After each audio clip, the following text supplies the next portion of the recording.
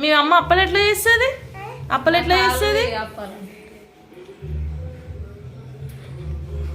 కూర్చుని మడత పెట్టు.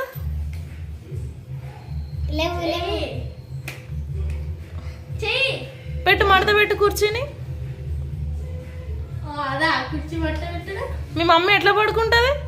ఎట్లా పడుకుంటుంది మీ మమ్మీ? మీ డాడీ గుర్రె ఎట్లా కొడతాడు? ఎట్లా కొడతాడు? ఎట్లా అడగాలి అది? అడుగు.